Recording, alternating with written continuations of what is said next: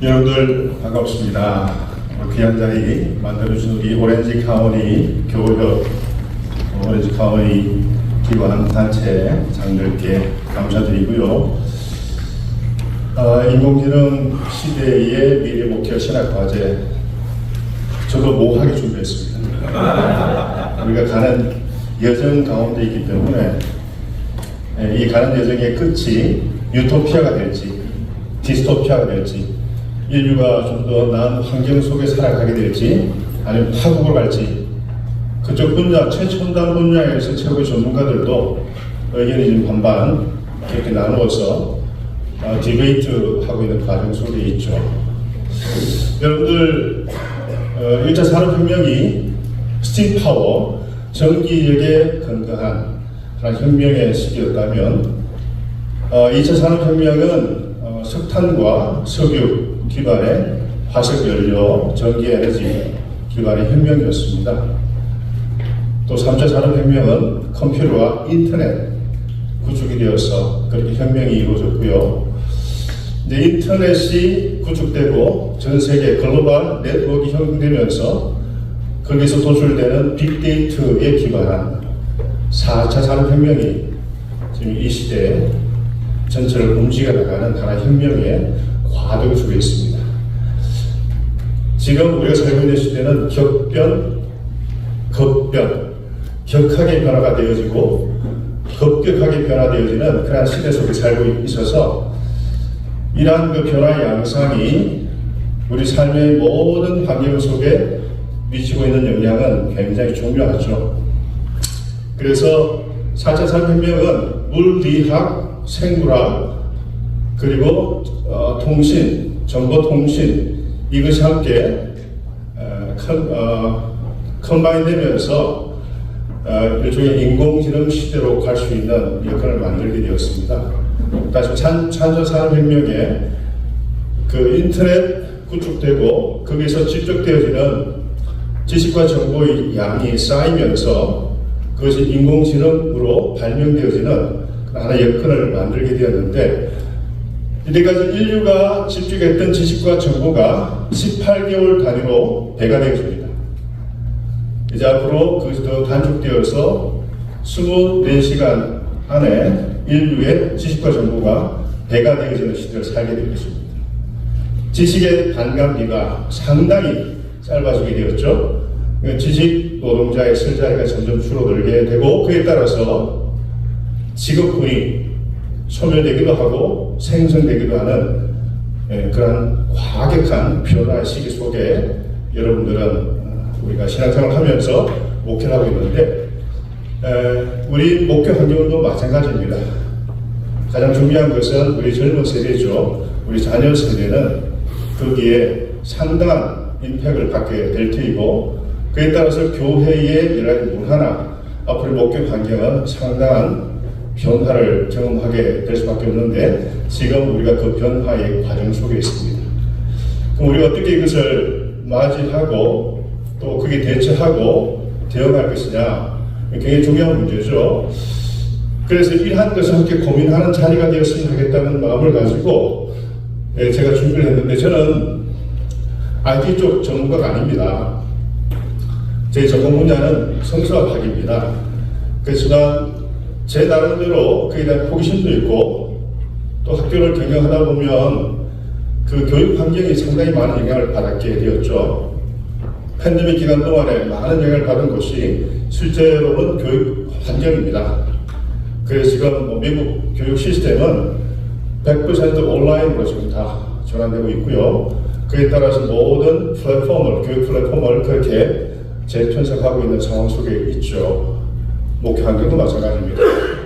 자녀 세대를 우리가 어떻게 복음화하고 양육하는가, 상당히 중요한 문제죠. 우리하고는 내부지가 다릅니다, 여러분들. 왜냐하면 우리는 주로 책을 통해서 고정되어 있는 하나의 지식 매체를 통해서 그렇게 정보를 습득했다고 한다면, 우리 자녀 세대는 끊임없이 유동적이고 액체화된 정보를 통해서 그렇게 내가 길들여져 있기 때문에 우리하고 사고하는 패턴이 달라지고 그들이 그려내고 있는 세계관이 다릅니다. 이런 상황 속에서 앞으로 어떻게 목회해야 될까 심각한 챌린지가 될 거라고 생각하면서, 그래서 제 나름대로 최근에 인공지능 관련된 책을 4-50권 사서 열심히 독파하면서 나름대로 일종의 문명 비평가 입장에서, 왜냐면 여러분들 우리가 테크놀로지, 기술, 캐피털, 자본, 시빌리제이션, 문명이라고 하는 것은 굉장히 자연스러운 것이고 유출한 중립적인 가치가 있죠. 근데 문제는 그 속에 깃든 우리 인간의 영성이 하나님을 향해 오리엔테이션 되어 있느냐, 아니면 디모닉 파워에 오리엔테이션 되어 있느냐에 따라서 인간의 인류의 문명 역사가 심각한 내용도 겪고 파국에 이룰 수 있는 그런 바로 전환기 속에 우리가 있기 때문에 이 시대를 분별하는 안목을 갖는 것은 굉장히 중요합니다. 그래서 제 나름대로 부탁을 받고 타이틀 정한 것이 인공지능 시대의 미래 목표 신학 과제라고 하는 타이틀을 가지고서 제게 주어진 시간 속에 한번 나누기를 원합니다. 먼저 인공지능 역사를 간략히 한번 살펴보겠습니다. 여러분들, 기계적 지능이라고 하는 것은 우리 인류의 허렌 염원이었습니다. 인간같이 생각하는, 그렇게 추론할 수 있고 작동할 수 있는 기계를 만들어보자. 이게 오토마타죠. 고대 그리스와 중국에 시작했고요. 인간이나 동물의 행동을 흉내내도록 제작했습니다. 고대 시대부터. 그래서 고대 그리스 헤론이라고 하는 발명가죠. 전기력 기관의 자동문과 기계식 셀 제작했고요. 중국 기원전 2세기에 자명종 자동 인형을 제작했습니다. 블라이스 파스칼, 빵세로 유명한 작가죠. 철학자이고 수학자입니다. 더셈펠슨이 기계식 계산기를 발명했습니다. 라이프니스 유명한 분이죠. 독일 학자입니다. 철학자입니다. 곱셈, 나눗셈 가는 계산기를 발명합니다. 이것이 다 지능을 어느 정도 로우한 단계의 지능을 갖춘 그러한 기계라고 할 수가 있습니다. 그리고 19세기 해석기관 애널리티컬 엔진을 발명하게 되었는데, 영국 수학자 찰스 베비지 프로그램이 입력된 카드 사용하여 계산을 하게 됩니다. 그리고 에이다 러블레이스, 이분은 알고리즘 작성한 최초의 프로그램 획기적인 하나의 전환기를 마련하게 되죠. 그러다가 이제 기계식 계산기에서 이제 디지털 컴퓨터로 넘어갑니다. 영국의 수학자 아모 헤로카, 그리고 컴퓨터 공학자죠. 앨런 튜링, 우리 컴퓨터 역사에 있어서 획기적인 중앙점을 마련한 천재라고 할 수가 있습니다만은, 이분은 안타깝게도 호모였습니다. 그래서 그 당시에 아주 비참한 삶을 살다가 죽게 되는데, 이 앨런 튜링이 기여한 것은 2차 세계대전 당시에 혁혁한 전공을 세우게 되죠. 그것이 독일의 유보트라고 하는 비대칭 전략을 개발하는데, 그 당시에 해군 전력이 가장 뛰어난 나라가 영국이었습니다. 영국의 해군 전력을 무력화하기 위해서 독일은 유보트라고 하는 잠수함을 개발하게 되죠. 그래서 해군 전력이 완전히 괴멸 직전까지 가게 될 때에 이 유보트의 동선을 파악하기 위해서 독일이 만들어 놓은 애니그마라고 하는 전자식 독일 암호 체계인데, 이 애니그마를 해독하는 소위 컴퓨터, 전자식 컴퓨터 본부를 제작하게 되었고, 이 애니그마의 암호를 해독하면서 다시 기선을 제압하게 되는 그러한 전환점을 마련한 사람이 앨런 튜링. 그래서 2차 세계대전을 연합국의 승리로 전환시킨 사람입니다.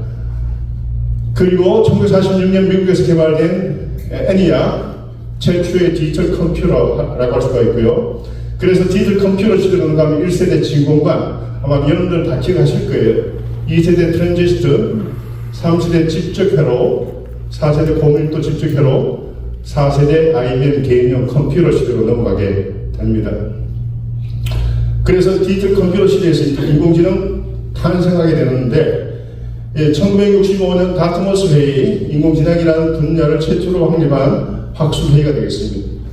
소위 Artificial Intelligence라는 용어를 최초로 그때 공식적으로 채택하게 된 회의가 되겠습니다.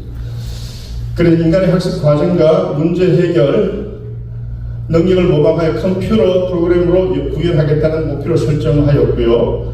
그래서 논리적 추론, 문제 해결, 언어 이해 등 다양한 영역의 인공지능의 가능성을 탐구하기 시작했습니다. 그래서 퍼즐 풀기라든지 체스 게임 등 문제 해결에 AI를 활용하게 되었습니다. 컴퓨터의 연산 능력 및 데이터 구조는 AI 연구에 한계였는데 소위 인터넷, 소위 그 네트워크가 구축되면서 글로벌리 이것이 빅데이터가 집적되어지는 전환점이 되었고 그 빅데이터가 계속 모이잖아요. 근데 이제 빅데이터가 이때까지 인간이 만들어 놓은 결과물로 하다가 이제는 챗GPT 같은 인공지능 기반의 그러한 것들이 나오게 되면서 그전에는 우리가 지금 기계는 몰랐잖아요. 컴퓨터는 모르지 않습니까? 지금은 이제 그 컴퓨터 자체도 우리가 쓰고 있는 자연을 생성하게 되었습니다. 우리가 사용하고 있는, 우리가 지금 도출하고 있는 그런 지식과 정보가 플러스 이제는 기계적 지능을 갖고 있는 AI가 함께 그 지식과 정보를 합치하면서 엄청난 속도로 빅데이터가 쌓여가게 되는 상황을 맞이하게 되었고 그것이 바로 지식의 반감기로 그렇게 빠르게 변화하고 있는 것이죠. 그래서 1980년대부터 전문가 시스템의 성공적 개발과 함께 대중화하기 시작합니다. 그러다가 AI 개발의 겨울 시기 프리전이 이제 오게 되고 다시 부활하게 되는데 머신러닝과 딥러닝이 부상하게 됩니다. 1980년대 말부터 1990년대 초까지 AI 연구의 침체기로 이어지고 그래서 이 시기를 AI의 겨울 시기라고 합니다. 90년대 후반 컴퓨터 성능 향상과 알고리즘의 발전, 빅데이터의 축적, 기술 발전 등이 맞물려서 AI 연구가 다시 활성화되게 됩니다. 그래서 디지털화한 데이터의 폭발적 정보와 함께 데이터에서 학습하는 새로운 방법에 집중하게 되죠. 거기서 나온 것이 머신 러닝이라고 하는 기술이 부상하게 됩니다. 컴퓨터가 데이터를 통해 학습하고 예측하는 능력을 개발하게 되죠. 데이터로부터 패턴을 학습하여 예측하거나 문제 해결하는 기술로 발전하게 됩니다. 그 다음에 이제 인공신경망이에요. 그래서 Artificial Neural Network이라는 새로운 모델 도입으로 기계 학습이 가속화되게 되죠. 그래서 여러분들 그 4차 산업혁명의 중요한 특징 가운데 초진업, 초연결, 그 초융합, 그리고 이러한 그 모든 것이 초가속화되어지는 그러한 시대의 특징을 우리 4차 산업혁명의 중요한 특징으로 생각합니다만 이 모든 것들이 이제 이러한 기반 속에 가능하게 되었던 것입니다. 그래서 인공신경망은 인간 내의 유런 연결 방식을 모방한 모델로 음성인식, 이미지 분류, 텍스트 분석 등 다양한 응용 분야에 적용 가능성을 입증하게 되었고 그 다음에 나온 게 딥러닝입니다. 이 기계가 이제 학습을 하는 거예요. 깊은 차원의 학습을 하기 시작합니다. 네, 소위 인풋을 하게 되면 거기에서 추론과 연산과 또 스크린도 하고 하는 자기 나름대로의 학습 방식을 스스로 배워나가는 과정을 밟게 되는데 물론 기계적으로 합니다. 인공신경망을 사용하여 복잡한 데이터를 학습하고 분석에 예측하는 기술이라고 할 수가 있는데 이것이 AI 역사의 아주 중요한 전환점으로 작용하게 되죠. 그러니까 딥블루, 그래서 여러분 아시죠? 체스 챔피언 게리 카스파로프와 대결을 승리하게 되고 왓슨, 퀴즈쇼, 제프리에서 인간 챔피언과의 대결을 승리하는 인공지능이 인간을 이제 이기기 시작하는 그러한 그 가능성을 보게 되죠. 그 이미지 인식, 음성 인식, 자연 처리 등 다양한 분야의 놀라운 성과를 갖게 되고 거기서 나온 게 여러분 알고 있는 자율주행 자동차, 의료, 영상 분석 및 진단, 검증 분석, 뭐 정치 판도까지 있고 새로운 아이론 개발하는 것도 우리가 컴퓨터 접촉해서 사용하는 그 데이터를 분석해서 미래 예측하는 그런 것을 데이터를 뽑아내기 시작합니다. 그래서 인공지능 현재 미래를 보면 챗GPT와 초지능 AI인데 지금 우리가 사용하고 있는 챗GPT는 일종의 생성형 AI, Generative AI라고 할 수가 있죠. 기존 데이터를 학습해 텍스트, 이미지, 오디오 등 다양한 형태의 콘텐츠를 생성하여 이전에 상상이 어려웠던 수준의 결과물을 내놓고 있습니다. AI의 창의적 잠재력을 극대화하고 있습니다. 오픈 AI, 이게 챗GPT 모델을 만들었던 그런 그 회사라고 할 수 있는데, 대규모 언어 모델이죠. LLM, Large Language Model, 기반의 챗GPT, 생성형 AI 기술 대표하는 모델입니다. AI 대중화에 기여하고 있습니다. 그 챗GPT, 여러분 쓰고 있는 걸 알고 있는데요. 지금은 챗GPT 3입니다. 3을 넘어가는데, 여러분 그 챗GPT의 우리 인간의 뇌의 시냅스에 해당되는 소위 인공지능 파라메타, 매개 변수가 몇 개냐 하면 1750억입니다. 우리 인간의 사고하는 신경망이죠. 네트워크인데 우리 인간이 100조입니다. 100조. 그러면 챗GPT4로 넘어가게 되면 1조가 된다고 합니다. 근데 문제는 뭐냐면 가속화가 이루어지는데, 이게 인터넷이랑 연결되어 있고 이러한 그 인공지능이 서로 연결되어지면 굉장히 파워풀하게 기하급수적으로 올라가겠죠. 이제 이게 문제라고 하는 거죠. 그래서 챗GPT 방대한 데이터 학습하여 문맥 이해하고 인간의 질문에 답변하고 시를 쓰고 그림을 그리는 창작 활동, 번역, 코딩 등 다양한 작업을 수행하고 영상까지 제작을 하고 있습니다. 소설도 만듭니다. 간단한 기기나 기사 같은 거, 스포츠 기사는 챗GPT가 쓸 수도 있습니다. 그리고 작곡도 할 수 있고요, 그림도 그립니다. 자, 그러다가 초지능 AI, 슈퍼 인텔리전스 AI가 곧 앞으로 언제 도래할지 모르겠지만, 좀 이따 말씀드리겠지만, 레이몬드 커스와일이라고 하는 분은, 물론 그게 찬반도 있습니다. 2045년입니다. 2045년이 되면 어떤 가능성이 있느냐? 인간 지능을 뛰어넘는 수준의 인공지능인데, 인류 전체의 지능을 초과하는, 그걸 넘어서는 초지능 단계로 돌입한다라고 이야기를 하죠. 모든 분야에서 인간의 지적 능력을 능가하며 스스로 학습하고 발전하는 능력을 갖춘 AI가 등장한다는 겁니다. 물론 이게 찬반이 있습니다. 과연 그게 가능할까? 말들이 많습니다만은 여전히 그 시점을 향해 치닫고 있습니다. 그래서 우리는 Technological Singularity, 기술적 특이점이라는 용어를 많이 쓰고 있죠. 과학기술의 한관 가속적 발전으로 인해 초인공지능이 등장하여 결과적으로 인공지능이 인간의 지능을 초월하게 된 시점을 말하는 게 2045년입니다. 미국 미래학자 겸 컴퓨터 과학자 레이몬드 커스와일이 2045년에 완전한 기술적 특이점이 찾아와 인간은 이터널 라이프, 영생을 누리게 된다고 예측하게 되죠. 만약에 우리가 이 시대가 오면 기독교의 가장 중요한 교리 가운데 하나가, 중요한 가르침 가운데 하나가 부활이잖아요. 조의 영원한 생명, 영생을 우리가 얻는 것, 이것이 기독교의 가장 중요한 진리 가운데 하나인데, 만약 이게 가능하다면 우리 자녀 세대, 그 다음 세대 교회에 계속 남아있을까요? 이런 심각한 질문을 이제 하게 되는 거죠. 자, 인간보다 초지능이 10억 배 정도의 지능이 폭발적으로 증가하는 10억 배입니다. 1억도 아니고 10억 배. 이것을 지금 가능하다고 지금 예측하고 있거든요. 자, 인공지능은 현대 최첨단 테크놀로지의 총화라고 할 수가 있습니다. 과거 고대, 구약 창세기 나오는 소위 바벨탑, 그 모든 기술 문명의 총화가 바벨탑이었으면 21세기 그 이후에 모든 기술의 총화는 뭘까요? 인공지능이라고 할 수가 있겠죠. 그럼 여기에 뭐가 함께 녹여 있느냐? 핵, 생물, 화공학. 이런 우리가 인공지능 이제 시대가 도래하게 되면 에너지가 폭발적으로 사용을 해야 됩니다.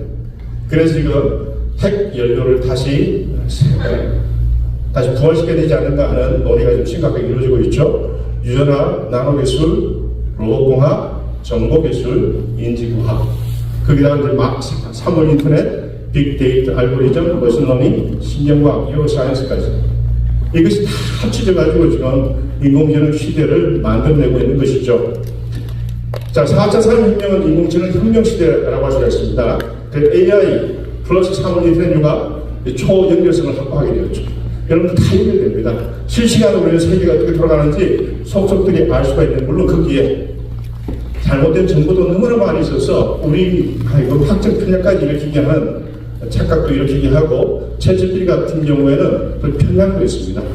hallucination, 소위 착오를 일으키는 문제도 있고요. 근데 이런 것들 어떻게 걸러내는가가 앞으로 인공지능 과학자들이 연구해야 될 분야가 되겠죠. AI 플러스 사물, 사이버 분리 시스템 융합해서 디지털 세계의 기능화가 가능하게 되고 AI 플러스 빅데이터가 융합되어서 초지능화 시스템의 사회적 적용이 가능하게 되겠습니다. 그래서 AGI라고 하는 것이 지금 현재 우리는 AI 시대인데 AGI 시대로 넘어가요. Artificial General Intelligence. 이게 이제 AI 시대 지금으로부터 15년, 20년 후면 AGI, 범용 인공지능 시대가 올 거라고 예상을 합니다. 그럼 차이가 뭐냐? 항목을 나눠보면 범위, 유연성, 복잡성, 범용성, 창의성을 나눠보면 현재의 AI는 제한적인, 근데 AGI는 무제한입니다. 그리고 고정적인데 AGI는 적용 가능하고요. AI는 현재 단순하지만 정교합니다. AI는 특수 목적이라면 다재다능하게 되고, 그리고 창의성 부족이라면 AGI 시대가 오면 굉장히 창의적인 크리에이션도 가능하다, 그렇게 예측하는 거죠. 그래서 현재 미래 가능성까지 우리가 생각해서 발전 단계를 본다면 현재 ANI죠. 좋은 의미의 인공지능, 약 인공지능 시대라고 합니다. 1단계 약한 인공지능, 머신러닝, 특정한 능력을 갖추고 있고 자율주행 등 특정한 분야에서 인간보다 나은 능력을 띠고 있습니다. 그리고 앞으로 15년에서 20년 그 가까운 미래에 소위 범용 인공지능이 개발되면 두 번째 단계로 넘어가는데 강력한 인공지능이죠. 머신러닝, 광범위한 능력, 모든 분야에서 인간과 같은 능력을 갖추게 된다라고 봅니다. 그 다음 이제 조금 멀리 가다 보면 ASI라고 초인공지능 시대로 가게 될 3단계입니다. 강력한 인공지능, 의식을 가진 기계에 탁월한 능력, 모든 분야에서 인간보다 나은 능력, 인간을 뛰어넘는 그런 인공지능 개발로 넘어가는데, 자, 두 번째로 우리가 생각해 볼 때 인공지능 시대의 도전 챌린지가 뭘까? 이것은 물론 우리 교회만 해당되는 게 아니고 사회적인 측면에서 우리가 깊이 우리가 고민을 해야 될 영역이죠. 질문드립니다. 현재는 범용 인공지능이 완전히 모습을 드러내기 전 우리 인류에게 주어진 극히 짧은 골든아워니까 이게 이제 인류가 반짝 일종의 문명의 꽃을 피우고 범용 인공지능이 개발되고 나면 인류는 파국으로 가는 게 아닌가라고 우려를 많이 합니다. 범용 인공지능은 인간과 유사한 수준의 지능을 갖춘 인공지능을 의미합니다. 그게 우리가 똑같은, 근데 다 내부로 연결된다고 생각해 보세요. 어메이징하겠죠. AGI는 특정 자극에 구간되지 않고 다양한 분야에서 인간처럼 학습하고 추론하며 문제를 해결할 수 있는 능력을 목표로 합니다. 그래서 우리가 이런 질문을 해볼 수가 있습니다. AI는 의학적인 빅브라더냐, 아니면 우리 인간에게 친화적인 호의적 리터럴 시스템이냐. 이제 이것이 인공지능 개발하는 사람뿐만 아니고 그걸 사용하는 유저 같은 우리에게 주어진 심각한 도전이자 질문이 되겠습니다. 인공지능의 시스템 안에 우리가 갇혀서 인간이 노예가 되고 디지털 침해에 걸려있는 명목주는 인간이 될 거냐, 그것을 친근하게 우리가 사용해서 그 잘 사용해서 인류의 문명을 다시 개혁하기로 이끄는 그런 하나의 트랜지션 생활 거냐, 이런 과도기에 우리가 있다 하는 겁니다. 우리가 사는 세계는 조지 오웰의 1984년의 세계에 가까울까, 아니면 흑스리의 멋진 신세계의 세계에 가까울까? 우리가 바로 그 두 양갈래 길 바로 그 앞에 서 있는 것이죠. 우리 인간을 기가 막히게 가슴아이한 교주 같은 애가 등장한다면 사람들이 점점 매료되고 있기 때문에 충분히 가능한 시나리오입니다. 목사님, 여기 이제 목사님들이 한 영적인 영역까지 만약 카오스이기도 하고 가스라인을 만약 그렇게 한다면, 잘못된 일을 보도한다면 인간은 아마 빠져들 수밖에 없을 것이다. 왜냐하면 무수한 데이터 가지고 인간을 공격하면 넘어가는 사람은 많겠죠. 인공지능이 너무 똑똑해져 우리가 도저히 이해할 수 없는 범위까지 발전할 수 있지 않을까. 인공지능을 뛰어넘는 지적 범위를 가진 가상의 소프트웨어 기반 인공지능 시스템 ASI는 우리 인간에게 어떤 기대를 할까. 우리가 인공지능이 기대하는 게 아니고요, 이제 초인공지능 혹은 범용인공지능이 우리 인간을 가지고 판단하기 시작하는 거예요. 그래서 홍콩에서 개발했던 소피아라고 하는 여성 인공지능이 대화하는 가운데 툭 튀어나온 말이 뭔지 아세요? 인류를 다 파멸시켜야 된다는 거예요. 그 인간 생태계, 세계의 모든 질서를 보니까 가장 해악적인 존재가 인간이다. 인간만 사라지면 지구의 공존과 평화가 올 것이다. 인공지능이 만약 그런 식으로 전체 시스템을 만약 구축해 나가고 힘을 모은다면 가능하지 않겠습니까? 예, 우리가 그 소설 같은 이야기일까요? 우리 시점이 아니고 인공지능이 봤을 때 인간은 어떤 존재일까? 우리가 이제 판단받는 그런 시대가 오지 않을까 하는 우리가 있습니다. 자, 그래서 우리가 던진 질문, 초지능과 신적인 AI 문제입니다. 여러분, 데이트교가 등장했습니다. 예루살렘 국립대학에서 역사학과 교수 유발 하라니는 데이트를 숭배하고 모든 것을 데이트 흐름으로 해석하는 새로운 세계관 등장 예견. 이 호모 데우스라는 그가 쓴 호모 사피엔스, 호모 데우스 같은 책을 썼는데 한번 이걸 꼭 읽어보세요. 이분도 굉장히 문제적 학자입니다만은 우리 자녀 세대의 팔로워가 상당히 많습니다. 이 시대를 대표하는 인텔리전이라고 말할 만큼 그가 써놓은 책은 그때마다 히트를 칩니다. 젊은 세대가 많이 읽고 있고요.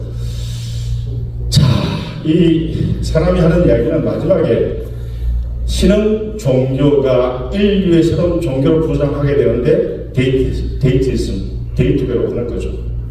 우리는 사실 데이트에 상당히 목말라 합니다.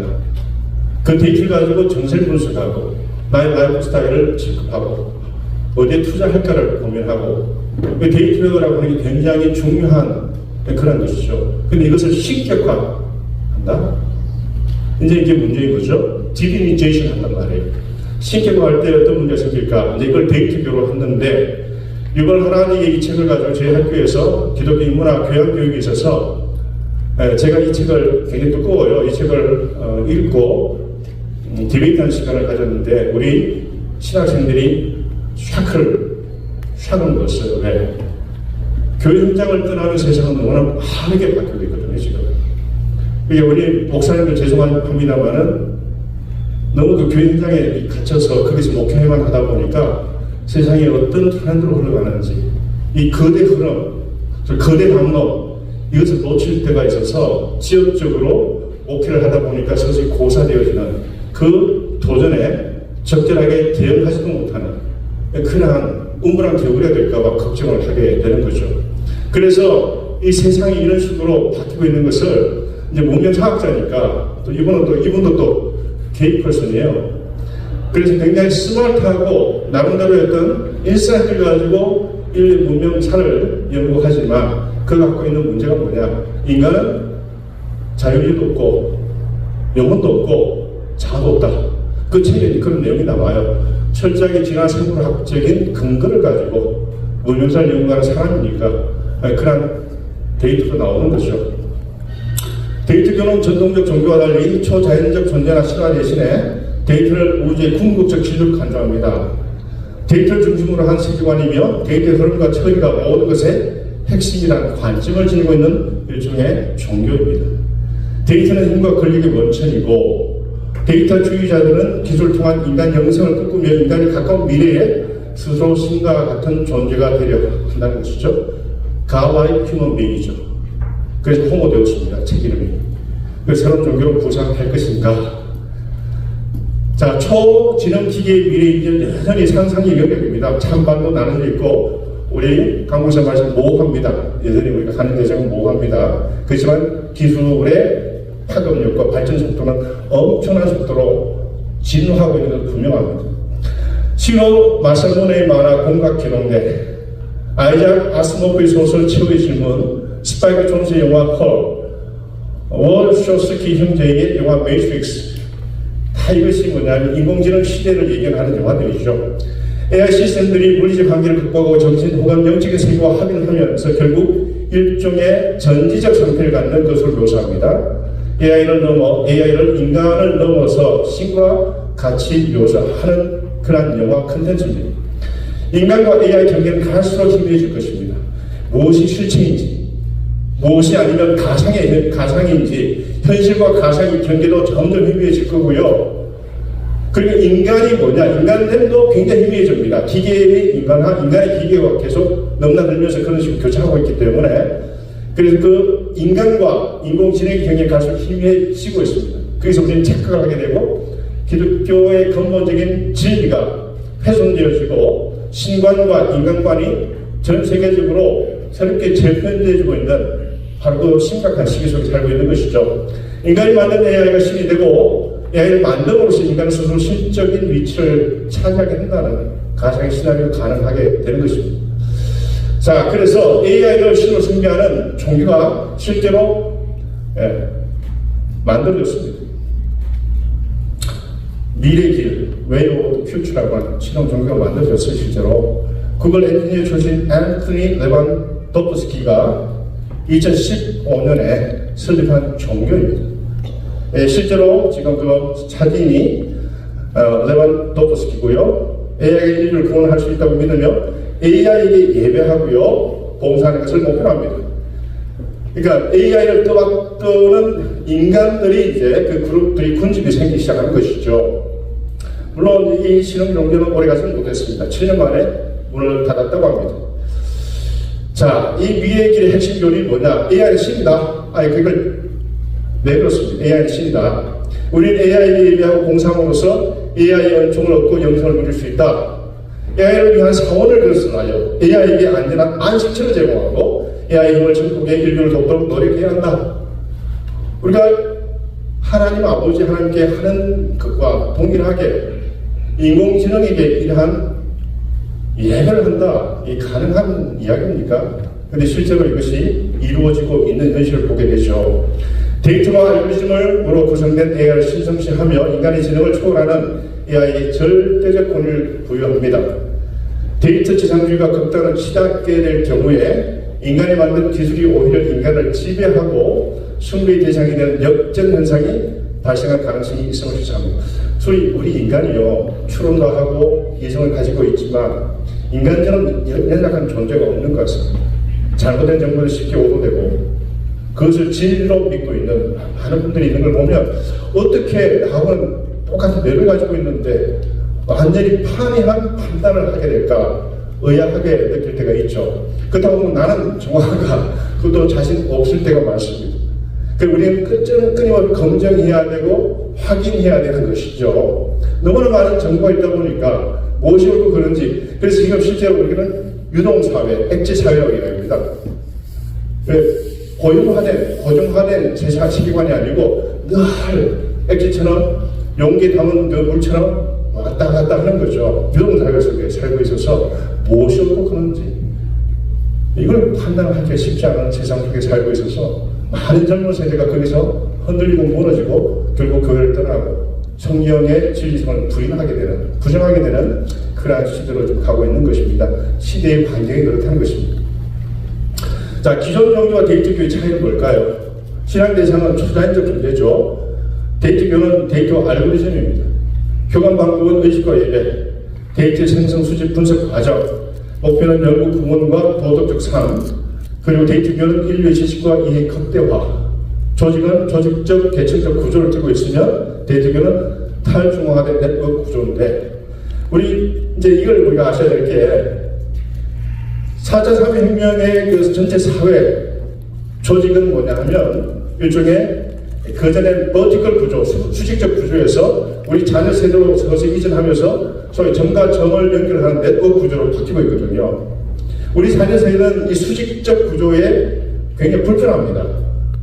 그래서 지금 현재 교회의 형태는 여전히 수직적 구조에 있기도 하고, 아니면 수평과 수직이 혼재되어 있는 혼재적 구조로 넘어가기도 하고, 아니면 네트워크 구조로 넘어가는 그 과정이 있는데, 우리 자녀 세대는 이미 네트워크 연결되는 이러한 그 탈중앙화된 네트워크 구조 속에 살고 있기 때문에 교회 가면 자기들이 걸치기 불편한 옷을 입는 것처럼 불편해서 그걸 떠나게 되는 것이죠.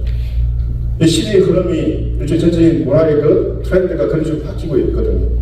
수직적 사회에서 서서히 네트워크 구조로 바뀌는데 교회는 여전히 하이라키컬하고 버티컬한 구조를 띠고 있으면 자녀 세대가 교회를 떠나게 될 수밖에 없는 그러한 상황을 맞이할 수밖에 없다는 것입니다. 일주기를 비판해 본다면 한우주의 오류가 있죠. 인간의 복잡한 감정과 가치를 단순한 데이터로 활용하는 것은 인간의 본질을 왜곡하는 행위입니다. 인간은 데이터로 설명할 수 없는 고유한 가치와 전통을 지니고 있는 존재이죠.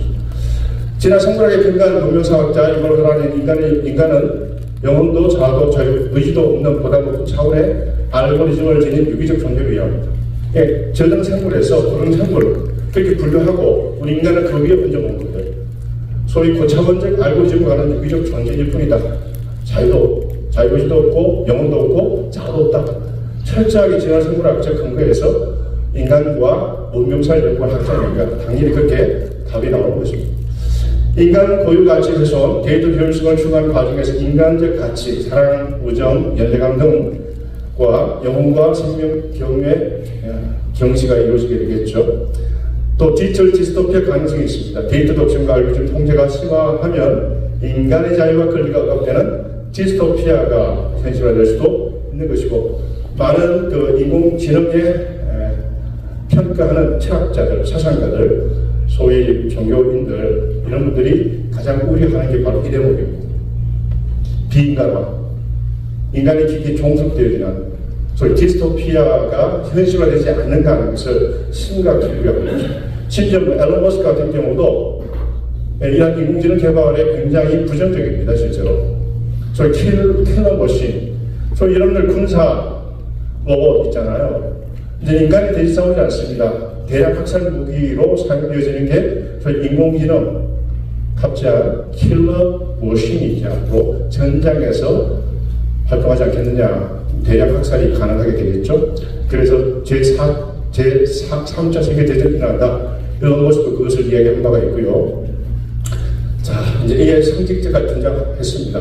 아주 초보하겠지만 좀 어설프긴 한데, 자, AI 선임 샤클이라고 하는 로봇 형태의 AI 성직자인데 2016년 4월 중국 베이징 용전사에 등장했고요. 불교 경전을 낭송하고 간단한 질문에 답변하며 방문객들과 상호작용하는 그 정도의 AI 인공지능 로봇입니다. 다음에 Bless You. 터치 스크린을 가진 로봇 목사입니다. 2017년 경쟁자입니다. 2017년 마틴 루터의 종교개혁 500주년 기념해 독일 비텐베르크에 등장했고요. 신자들에게 축복해주고 기도문 낭송하고 다양한 은혜를 지원하며 원하는 목소리를 선택할 수도 있습니다. 그 다음 좀 더 발전된 게 있어요. 민다르입니다. 민다르. AI 휴머노이드 선임 로봇으로 2019년 2월 일본 교토의 고찰 고다이지에 첫 공개가 되었습니다. 가늠보살의 형상을 한 로봇으로 AI 시스템이 탑재되어 불교 경전을 낭송하고, 이거는 일도 아니죠. 인공지능은 신자들에게 설법도 합니다. 이제 인간을 가르쳐요. 신자 감수와 고령화에 대한 고민 속 젊은 세대에 친근하게 다가가기 위해 제작했는데, 자, 이것이 호기심의 영역에 서서히 뛰어난 인공지능이 개발되고 거기에서 인간이 계속 탐색하고 질문하고 좋은 답변이 많이 오고, 그리고 여기는 싸우지도 않아. 인공지능은요, 감정적 에너지를 사용할 이유도 없어요. 너무나 친절하게 하나하나 묻는 말에 아주 그냥 나이스하게 그렇게 다가갈 때 많은 사람 착각하죠. 실제로 감정이 없는데 감정을 있는 인공지능 로봇으로 착각을 하게 되는 것이죠. 자기 모든 속 사정을 다 이야기해요. 그럼 개인 프라이버시는 어떻게 될까요? 이제 이런 것들을 이제 고민하게 될 시도가 가는 거예요. 자, 두 번째, 이게 일종의 심각한 철학 사전이 트랜스휴머니즘입니다. 트랜스휴머니즘은 우리 기독교 인간관의 대적점에서 있는 인간관입니다. 사상입니다. 이게 순간 도전으로 이루어지는데 이것이 인공지능 시대하고 맞물려서 지금 이루어지고 있는 것이죠. 트랜스휴머니즘이 뭐냐? 트랜스휴머니즘은 과학과 기술을 이용해 사람의 정신적, 육체적 성질과 능력을 개선하는 지적 문화적 운동입니다. 하나의 운동이에요. 무브먼트예요. 전 세계에 많은 사람들에게 영향을 주고 있는 일종의 이 시대의 사조입니다. 사조. 그리고 기호로 H 플러스 휴먼 플러스를 사용합니다. 트랜스휴머니즘을 신봉하는 트랜스휴머니스트들은 생명과학과 로봇 기술의 발전에 따라 사람이 겪는 장애, 고통, 질병, 노화, 죽음 같은 문제들을 과학으로 해결할 수 있다고 강력히 신봉합니다. 다시 우리가 기독교가 이야기하는 서프링 문제 있잖아요. 우리 고통을 통해 인간이 인간다워지고 하나님의 은혜를 우리가 발견하게 되고 경험하게 되는데, 이 사람들이 생각하는 노화나 질병 이런 것은 무해한 해악이라고 생각하니까 제거해야 될 요소인 거죠. 그러니까 고통은 필요 없는 거예요. 고통을 빼버리겠다는 겁니다. 기계적 도움을 받아가지고. 그럼 인간이 인간다워질까요? 인간이 자기의 고통을 겪는 과정 속에서 서로 배워나가고 경험하면서 부모의 은혜라든지 가까이 있는 사람들의 여러 가지 감사한 마음도 생기고 하나님 아버지에 대한 은혜를 갈망도 하게 되는데, 이 서프링 자체를 만약 부정하게 되면 기독교의 예수 그리스도의 십자가 사건은 또 어떻게 해석해야 될까요? 젊은 세대가 여기에 만약 매료되어진다면 십자가에 고통당하는 그리스도의 고난과 죽음은 바보짓이죠. 무의미한 것이 되는 것이에요. 그들에게는 그런 것이죠. 인간이 신적인 존재가 아닌 것이죠. 왜냐하면 그것은 무익한 것인데 왜 고통당해야 돼? 라고 하는 생각으로 치닫게 될 수가 있습니다. 인간됨의 본질적 도전입니다. 인간은 이제 이 핵심 주장이 뭐냐면, 인간은 불완전 존재다. 인간은 유전적 결함도 있고 질병, 노화, 죽음 등 다양한 한계를 지닌 묘한 존재죠. 과학기술은 인간의 한계를 극복할 수 있다. 그래서 첨단 기술을 활용하면 인간의 신체적, 정신적 능력을 향상하고 수명을 연장해 죽음을 극복할 수 있다. 여러분들, 우리 기독교가 굉장히 생각하고 있는 교리하고 한번 비교해서 자세히 보세요. 이 시대의 사조와 흐름이 어떤 방향으로 가고 있는지, 반신적, 반하나님적 경향을 가고 있는 걸 보시잖아요. 이게 인공지능 시대에 우리가 극히 경계해야 될 그런 사조인 것입니다. 저는 인간은 고통과 고난을 당하지 않으면 진정한 인간이 안 된다고 생각하거든요. 인간은 고난을 통해 배우게 됩니다. 그리고 인간됨이 가능하게 됩니다. 근데 그래서 기독교는 서프링이라는 말이 굉장히 그 자체를 우리가 좋아하지 않아요. 서프링 자체를 좋아하지는 않지만 인간에게로 하나님의 은혜에 우리가 반응하는 하나의 매개이기도 하거든요. 고난을 통해 하는 역사입니다. 근데 이 고난 자체를 만약 부정한다. 그래서 기계적 도움을 받아가지고 인간을 개신하겠다. 이것은 굉장히 우리 기독교의 가르침하고는 반대가 되는 사상이라고 할 수밖에 없는데요. 인간은 스스로 진화의 방향을 결정한다. 인간은 진화의 방향을 자연 선택에 맡기지 않고 인간이 이제 주체적 존재가 되고 실적 존재와 같이 그렇게 군림해가지고 더 나은 존재로 진화해야 한다. 그래서 enhanced human being이 돼야 된다. 증강된 인간, 신과 같은 인간, 향상된 인간, 어떻게 인공지능 혹은 기계적 도움을 받았습니다. 과거에는 우리가 장애를 가지고 있는 분들에게 보조 다리를 키우게 되고, 아니면 정말 우리가 절단해야 될 상황이 있잖아요. 그럼 기계적 도움을 받는 것은 자연스러운데, 근데 멀쩡한 팔과 다리를 정리해가지고 잘라가지고 기계를 장착해서 사이보그 같은 인간이 있다면 실제로 영화에 아이언맨 같은 그런 존재가 이제 등장하지 않을까요? 수ton 지금 뒤에 짊어지고 날잖아요, 지금 인간. 근데 이거 직접 해봐야지 어떤 시대가 될까요? 자, 그 다음에 심각한 게 유전자 편집. 이건 하나님의 창조의 영역을 이제 인간이 크리스프라고 하는 유전자 조작 가위가 있어요. 염기 서열을 마음대로 인간이 정리해가지고 소위 장애가 있는 유전자적 요소가 있으면 잘라내가지고 그것을 인간이 마음대로 재배치해가지고 장애를 미리 먼저 봉사하겠다. 뭐 그런 것이죠. 유전자 편집 기술로 인간의 DNA를 수정하여 질병을 예방하고 신체적 능력을 향상하고 노화를 낮춘다. 이 유전자 편집 기술입니다. 실제로 나라마다 이것이 너무나 라디컬하기 때문에 법으로 지금 금지하지만 만약 그걸 법을 만약 해제하게 되면 결국 인간은요 호기심의 존재이다 보니까 끝까지 갈 겁니다. 인공장기는 어떻습니까? 지금 실제로 이루어지고 있고, 이거는 손상된 장기를 대체하거나 기능을 향상하는 인공장기로 수명을 연장하겠다는 것이죠. 3D 프린팅 기술 이용하여 맞춤형 인공장기 개발함으로 장기 이식 문제 해결하겠다. 결과적으로 인간의 수명을 획기적으로 늘릴 수 있다. 그리고 내 컴퓨터 인터페이스도 가능하다라고 봅니다. 실제로 바지는 없는데 죽고 난 다음에 이 살아있는 이 뇌를 소위 인공지능 로봇하고 연결해가지고 계속해서 출근하게 하고 살아가게끔 그것도 가능하다라고 이 사람들 생각합니다. 내가 컴퓨터를 직접 연결하여 인간의 인지 능력을 향상하고 정보를 저장하고 검색하며 심지어 의식을 영구적으로 보존하는 사용하겠다. 뇌를 디지털 형태로 백업하여 영생을 달성할 수 있다고 믿고 있고요. 실제로 이것이 지금 프로젝팅 하고 있어요. 실제로 불고장생 프로젝트예요. 여기 최첨단 억만장자의 부호들, 인공지능 최첨단에 그게 지금 도전하는 소위 인공지능 과학자들이 지금 이 일을 하고 있거든요. 실제로 아마존 창업자 제프 베이조스가 여기다가 1987억을 투자했습니다.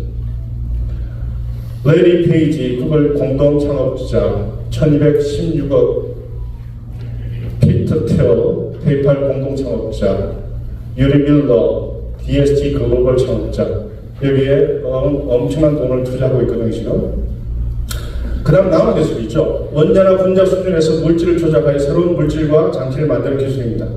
다음 사이보그 기술, 인간의 신체의 기기 장치를 결합하여 신체의 능력을 향상하고 새로운 감각을 추가하며 인간의 생존 가능성을 높이는 사용합니다. 인공 팔다리, 인공 눈, 심장 박동기, 이제 기계적으로 대체하겠다는 겁니다. 다음에 그래서 이 모든 것이 지금 말씀드린 게 트랜스휴머니즘이에요. 트랜스휴머니즘이라고 하는 사조역에서 인간의 기계와 기계 인공화를 주도해 나가는 일종의 사조이면서 테크놀로지입니다. 결과적으로 이러한 첨단 기술을 통해 인간의 한계를 극복하고 질병과 죽음으로부터 자유로워지는 것을 목표로 함. 만약 이것이 기술이 이런 식으로 백업해서 인간의 고통의 문제, 노화의 문제, 심지어 죽음의 문제까지 만약 이것을 극복하는 것을 가능하게 한다면 죄송합니다. 이 질문 한번 드려봐요. 굳이 현대인들이 교회에 나와 될 이유가 있을까요? 이것이 이제 목회자가 심각하게 고민해야 되는 거죠. 자, 한 가지는 저는 기술 문명이 발전하면 할수록 가장 심각한 것이 결국은 우리 인류가 유토피아로 갈 거냐, 디스토피아로 갈 거냐, 번영으로 갈 거냐, 파국으로 치달을 거냐. 결국 테크놀로지, 자본, 그리고 문명이라는 것은 유추로 자연스러운 그 개념인데 결국 거기에 어떤 영생이 깃드느냐가 중요하기 때문에 가장 마지막에 우리가 가게 되는 도달하게 되는 질문은 spirituality, 영성이 문제라고 생각합니다. 영성이 바르게 오리엔테이션 되어 있지 않으면 이 모든 것은 결국 바벨탑이 될 거예요. 파멸로 치는 바벨탑이 될 거예요. 궁극적으로 기술을 통해 인간을 초월적 존재, 즉 인간을 포스트 휴먼으로 진화시키는 것을 제안합니다. 포스트 휴머니즘, 결국 트랜스 휴머니즘이 가는 마지막 골은 포스트 휴머니즘이고 이것을 한국말로 옮기면 탈인본주의입니다. 탈인본주의. 그럼 탈인본주의 우리가 좋아하는 말 아닌가요? 인본주의를 벗어나는 거니까. 탈인본주의가 지향하는 게 뭐냐 하면 인간이 인공지능의 기계적 도움을 받아가지고 신과 같은 존재가 되는 것이 탈인본주의, 포스트 휴머니즘이 지향하는 마지막 골입니다. 이 기독교 우리 신학하고는 완전히 대칭적 그런 구도 속에 있는 사상이라고 할 수 있죠. 자, 이 트랜스휴머니즘의 윤리적 문제와 비판을 한번 해보자면 불평등이 점점 심화될 것이다. 여러분 보세요. 지금도 양극화가 심각히 이루어지고 있죠. 폴라리제이션, 자본, 정보, 지식, 권력, 머니, 거기다 이제 테크놀로지. 앞으로 이 세상을 지배하는 사람 누굴까? 테크노크라트, 기술 관료, 테크니션, 기술을 가진 전문가들, 인공지능 개발업자들, 이런 사람들이 돈도 엄청나게 벌고 파워를 갖게 되는 시대로 가지 않을까. 자, 고비용의 첨단 기술은 부유한 계층만이 접근할 수 있어 사회적 불평등을 심화할 수가 있습니다. 그래서 점점 양극화가 좁혀지는 게 아니고 점점 더 벌어질 것이라는 겁니다. 과거에는 10%, 90%, 소위 권력과 부를 누리고 있는 10%, 나머지 10%를 나누어 먹고 사는 90%의 인류. 이것이 점점 가게 되면 99.99999, 0.1111 이렇게 가겠죠. 이 양극화가 심각하게 된다는 거예요. 그래서 나아가 이제 생물학적 불평등 초래합니다. 이것을 사용할 수 있는 사람이 있고 활용하지 못한 사람이 있지 않습니까? 인간 존엄성 훼손됩니다. 윤활 편집을 통해 맞춤 이야기를 만들거나 뇌 컴퓨터 인터페이스를 통해 인간의 생각을 통제하는 것은 인간의 고유한 가치와 자유를 침해할 수가 있다는 것이고요. 환경 문제 있습니다. 안전 문제도 있고요. 존재론적 위협이 있죠. 인류 존재 자체를 위협할 수가 있고 통제 불능의 상황으로 갈 수도 있다는 것입니다. 죄송한데 35분 되면 알려주세요. 그럼 제가 끝내겠습니다. 끝낼 준비를 하겠습니다. 예? 아, 그래요? 신의 영역 신범, 네. 다음에 영혼의 의미, 인간의 의식을 디지털 형태로 제작하거나 이를 컴퓨터에 연결하여 영성을 추구하는 것은 영혼의 존재의 의미를 부정하면서 간주될 수가 있죠. 디지털 편향이 있습니다. 이게 또 심각한 문제예요. 쓰레기를 넣으면 쓰레기 나오고, 인풋을 하면 무슨 인풋에 따라 아웃풋이 나오지 않습니까? 데이터가 기하급수적으로 생성되는 오늘날 어떤 정보가 편향하고 편향이 아닌지에 대한 명확한 기준이 아직 마련되어 있지 않아요. 인공지능 과학자들도 여기에 지금 상당히 문제가 있다는 걸 알고 있거든요. 예를 들어 아마존에서 체험 인공지능을 사용해서 인력을 충원한 때가 있었는데 백인 남성들로 채워졌어요. 왜? 왜냐하면 그들에 대한 인포메이션이 훨씬 더 많고 데이터가 그 여성들은 다 배제가 된 것이죠. 그래서 이것을 다시 캔슬시켰다는 이야기도 있습니다. AI 모델을 훈련시키는 데 사용하는 데이터에 존재하는 편향은 자연스레 편향적 결과를 초래할 수밖에 없죠. 그래서 예를 들면 의료 분야에서 단일 인종 그룹의 데이터로 훈련된 AI 시스템은 다른 인종 그룹을 오인할 수도 있습니다. 소위 이제 이 바이어스의 문제 심각합니다. 알고리즘도 편향될 수가 있습니다. 알고리즘의 설계와 매기로서 파라메타에 의도하지 않게 편향이 있는 경우가 발생하죠. 예를 들면 법 집행 시에 알고리즘이 소수민족 거주 지역의 범죄율을 높게 예측하여 과잉 시한을 초래할 수가 있습니다. 왜냐하면 인풋이 잘못되어 있으니까 그 데이터가 제한이 있느냐 많이 있느냐 그리고 어느 권력이 있습니다. 우리 코리안 랭귀지, 잉글리시 랭귀지를 놓고 봤을 때 영어권 자료가 훨씬 많죠. 그러면 그 데이터가 다 들어가는 거예요. 우리 한글 베이스의 그런 지적인 하나의 기반이 약하기 때문에 편향이 생기지, 오차가 생길 수 있습니다. 이런 것들이 문제가 되고, 인간의 의사 결정 편향도 생깁니다. 인지 편향이라고 합니다. 인간의 편향은 데이터 레벨 지정, 모델 개발 및 기타 AI 라이프 사이클 단계에서 주관적인 의사결정을 통해 AI 시스템에 스며들 수가 있습니다. AI 기술 개발 참여하는 개인과 팀의 편향과 인지적 편향을 반영합니다. 우리가 성서를 번역할 때 마찬가지예요. 자유주의적 신학의 노선에 있는 분들이 성서를 번역할 때 하고 굉장히 보수의 입장에 성경을 번역하는 성경 언어학자들이 번역할 때 결과물이 다르잖아요. 그러니까 누가 이 기술을 사용하느냐, 누가 그 인공지능에다가 데이터를 인풋하냐에 따라서 많은 편향이 생깁니다. 그럼 여러분들이 그것을 봤을 때 이것이 맞는 정보인지, 그릇된 정보인지, 오차나 편차가 없는지 이걸 어떻게 가능하냐고요. 이게 지금 심각한 문제이죠. 자, 생성형 AI 편향 지금 우리가 쓰고 있는 거예요. 텍스트 이미지 또는 비디오를 만들어 사용되는 것과 같은 생성형 AI 모델은 훈련 데이터에 존재하는 편향에 따라 편향되거나 부적절한 컨텐츠를 생성할 수가 있습니다. 예를 들면 대화형 AI 시스템은 특정 억양이나 언어에 대한 편향을 보일 수가 있습니다. 또 이미지 생성기가 특정 인종이나 문화 집단을 과소 대표하거나 잘못 표현하여 생성된 이미지에서 고정관념이나 배제를 유발할 수가 있습니다. 예를 들면 하나의 종족이나 인종이나 민족을 만약 비하하는 그런 자료가 대거 만약 들어가게 되면 어떻게 될까요? 그 인종과 민족은 지탄이 되든지 괴멸되어야 될 대상, 타겟이 되지 않겠습니까? 이제 이런 것들이 아직 여전히 인공지능 과학자들이 안고 있는 심각한 문제이죠. 언어 권력에 대한 편향, 예를 들면 제가 한글과 영어를 사용하는 그 기반한 데이터가 엄청난 편차가 있기 때문에 거기에서 나오는 편향이 생길 수 있다는 말씀드렸습니다. 그러면 이 결과는 뭡니까? 사회적 불평등이 야기 됩니다. 그리고 확정 편향이, 여러분들 지금 확정 편향 많이 걸려 있잖아요. 한 사람, 정치 집단, 한 그룹, 사회 어떤 이슈. 우리가 지금 여기서 뇌에서 한번 돌아가지고 이것도 한번 스크린도 하지 않고 그냥 그대로 만약 믿게 되면 우리 다 적이 될 수밖에 없어요. 이것이 인공지능 시대에 모든 게 다 연결된 초연결 시대인데 아이러니컬하게 우리는 다 성적으로 살아갑니다. 자기 세계가 분명하고요. 자기 고집이 있고 아집이 더 강해지고 그 다음에 점점 정치력이 점점 세져요. 내가 믿는 것이 진리라고 생각하는 확고한 신념을 가진 분들이 오히려 많습니다. 자, 윤리적 및 법적인 문제가 분명히 있죠. 또 경제적 영향까지 미칩니다. 불공정 불이익을 취업 기회가 제한되거나 직장 내 불평등 고착할 수 있는 문제가 있죠. 비즈니스에 미친 영향도 간과할 수 없고 심리적 사회적 웰빙 이것도 역결과로 작동하게 됩니다. 자, 여기서 문제가 AI 블랙박스 문제입니다.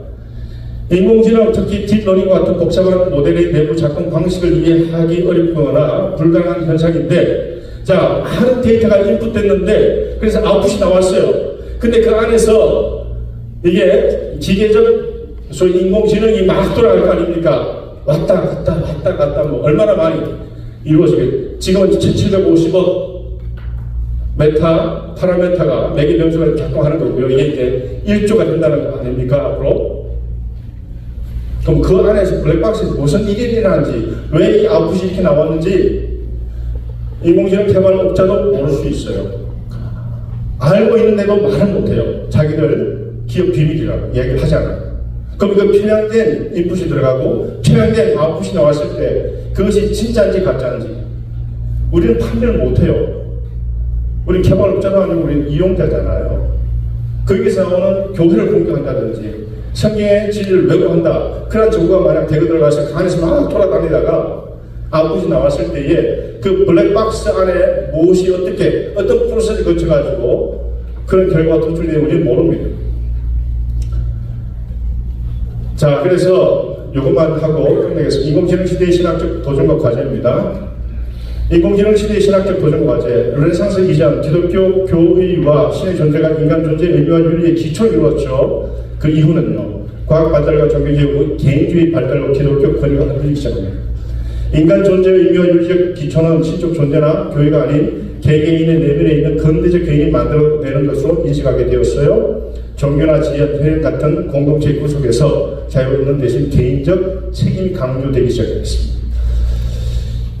그래서 여기 보면 대부분의 현대교회는 과학과 기독교의 관계를 독립모델, 너는 여기로 가, 우리는 우리로 가. 이제 문제는 뭐냐면 그 독립모델로 가다 보니까 그 사이에서 위방하는 세대가 누구냐? 우리 자녀 세대였습니다. 이쪽은 공립교육기관에서 진화론을 가르치고 교육하는 창조론을 가르치는데 어떻게 더 파워풀하냐? 진화 선생님이 더 강력해요. 모든 세상이 흐르는 걸로 가. 근데 신학교, 교육기관이나 교회는 그에 대해서 한 번도 적극적인 대응을 한 적이 없습니다. 진화론이 가지고 있는 허구적인 게 많거든요. 그럴 때 판단이 많거든요. 근데 그에 대해서 한 번도 정면으로 치열하게 싸워본 적이 없어요, 교회는. 그러다 보니까 아이들은 다 그쪽에 세뇌되어가지고 교회를 떠나게 되는 근본적인 하나의 문제를 생기기 시작하였죠. 인공지능 혁명이 초래할 급격한 변화에 가장 공통점 있는 것이 어디냐? 공동체입니다. 교회 공동체입니다. 그래서 우리 교회의 미래가 과연 밝을까 하는 생각을 하게 되고요. 인공지능 혁명이 가져올 기술 발전과 그것이 가져올 미래 사회의 깊고 강력한 변화에 교회가 어떻게 대응하는가 하는 것은 교회의 미래와 직결된 중요한 사안이 되겠죠. 자, 기술 발전 가속화와 신학적 수고입니다. 기술 발전 가속화에 따른 문제가 뭡니까? 4차 산업혁명과 함께 과학기술 발전이 너무나 빨라 올바른 판단과 윤리적 선택을 신중하고 충분히 할 필요가 없습니다. 얼마 남았죠? 네, 마무리해 주시면 됩니다. 예, 알겠습니다. 할 건 많은데 제가 99개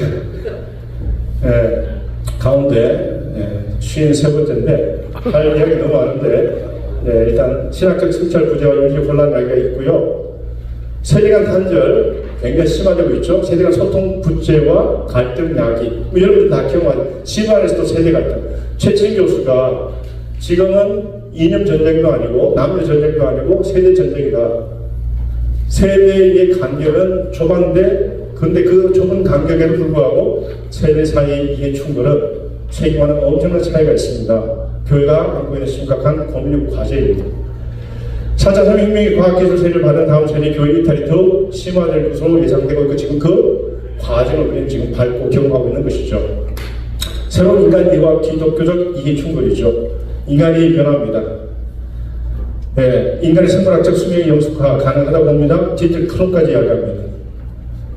그리고 윤자기국 사회 문제가 있고요. 하이브리드 생명체 탄생 가능하다고 봅니다. 컴퓨터 공학과 생명공학을 통해 극복하려고 하는 트랜스휴머니즘 지금 계속해서 그 사조가 심각한 영향을 미치고 있고 죽음을 넘어서고 신체 구속에서 벗어나고 자관이 변화하게 되고 그에 따라 사회적 관계의 형상과 현실 자체가 전혀 다르게 구성될 것으로 예상되고 있죠. 그래서 인간의 변화가 포스트 휴머니즘 다 이런 걸 이제 알고 계셔야 될 용어들입니다. 이 시대를 가늠하고 이 시대의 사주를 형성하고 있는 사상들이에요. 트랜스 휴머니즘, 디지털 휴머니즘, 테크노 휴머니즘 이 데피니션 정의를 여러분들이 이해를 꼭 하셔야 될 필요가 있습니다. 자, 포스트 휴머니즘은 앞에 충분히 제가 설명드렸기 때문에 넘어갑니다. 트랜스 휴머니즘도 마찬가지고요. 네. 자, 이게 이제 우리 인간, 기독교 인간관하고 상극의 노예이 되는 트랜스 휴머니즘, 포스트 휴머니즘 바로 그런 사상이에요. 인간에 대한 이해가 바뀐다. 그럼 신관도 바뀝니다. 신관에 대한 이해가 바뀌면 인간에 대한 이해가 바뀌죠. 가스 이미지, 그 기계적인 만약 그런 트랜스포메이션이 만약 일어난다면 하나님의 형상이라고 하는 것이 어떻게 이해되어질까? 다음 세대에서 문제죠. 인간과 대원론과 인간 교육 같이 하라. 하나님 형상으로서 인간 이해에 대한 도전이 생기게 되겠죠. 예. 그래서 과학적 과학 만능주의 우리가 경계해야 돼요. 과학은 만능이 아닙니다. 거기에 허구나 가세 영역 속에서 많은 실수와 판단 미스가 있고 오류가 있습니다. 그걸 우리가 차단해야 돼요. 이해를 해야 돼요. 과학은 진리가 아닙니다. 하나의 가세에 시작합니다. 자, 미래사회교회에 대한 해야 홀로그램 설교자가 등장합니다. 앞으로. 그래서 개인 플랫폼, 실시간 초연결성, 개인 자본주의, 공유가치를 추구하는 미래사회에서 교회 공동체성을 어떻게 보존할 수 있을까? 우리의 커뮤니티, 공동체성을 어떻게 보존할 거냐?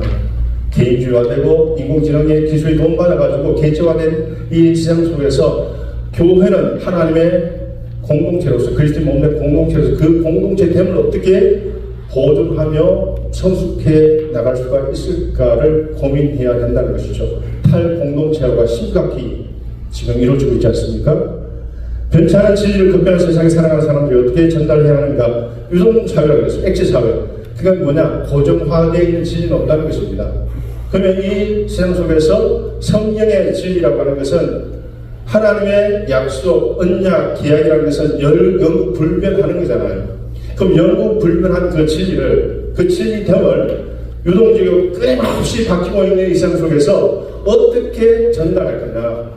이것이 이제 앞으로 목회자나 신학자들이 연구해야 될 고민이 아닌가 생각합니다. 여기까지 하고 끝내겠습니다. 더 이상 하다가 다음번에 굉장히 큰 민폐가 될 것 같아서 뒤에 많은 내용들이 또 다뤄야 될 내용이 있지만 여기서 끝내는 것이 좋겠습니다. 여러분들 함께 참여해 주셔서 감사하고 이 고민은 개개인이 아니고요. 이제 각계전통하면 안 돼요.